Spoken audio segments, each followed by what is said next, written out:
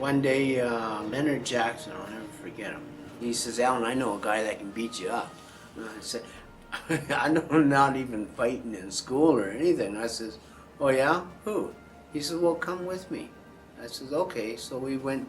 So that evening, I went with him to the Elks Boxing Club, and I met Scotty McCrandle, Billy McCrandle, and his family and that. And then Scotty asked me, looked at me, and he says, "What would you like?"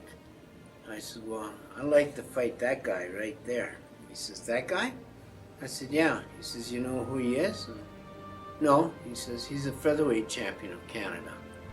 I said, "Oh." He says, "So what do you want to do?" I said, "Oh, I want to fight him." And he said, "Boy, I'll tell you." Okay. And so he did, and I'll tell you, did I ever get a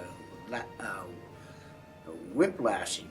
When you win a gold medal in that, it sort of makes you kind of feel you've done something that others can't do. It's not that they can't do it, but you did something that others can't do, and it helps. It helps you to. I mean, it helped. Well, it helped me to when I talk to people about winning a gold medal or winning a Canadian title and that there, it just makes me feel a little more like yous can do this. You know, it's not that really hard. It's hard, but you can do it. They brought a guy in from Toronto, Julie Mundell, and we fought 12 rounds for the Canadian title. And there it was, had my hands up in the air. Canadian lightweight champion, youngest fighter that ever won the lightweight title in Canada, and I'm still the youngest. I'll probably always be the youngest. And now the next day was the weigh-ins, and I'm just standing right here. I'm just looking around, and I looked at Fraser, I looked at Foreman, looking around. And then Fraser gets up, and I'm only halfway here to the weigh-in. Fraser gets up, and he goes, "You want a piece of me?" What's he talking about? I want a piece. I just looked at him, and he goes, "You want a piece of me?"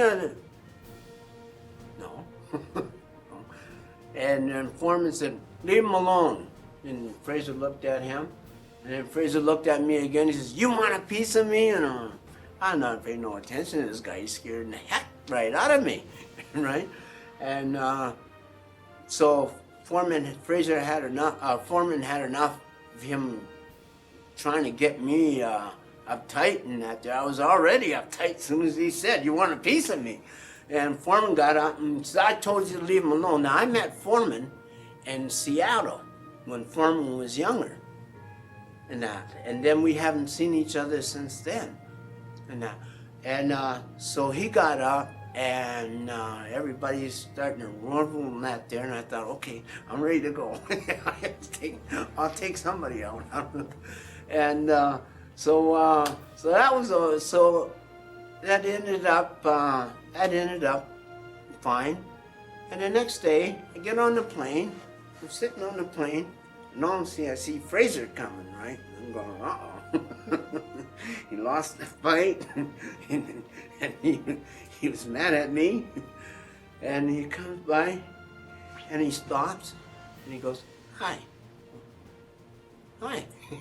And then he walks over, and so I thought, well, he's not that bad of a guy. And I'm still praising the Lord and still having a good time. And I want to thank the Alberta Sports Hall of Fame, because I thought the only time you get into stuff like this here is when you're dead. And then they start telling you about that there. So I'm quite fortunate that I got to come and see what the Alberta Sports Hall of Fame has done. And it's just so great. Float like a butterfly and sting like a bee. And if you don't watch it, you're going to be on your knees.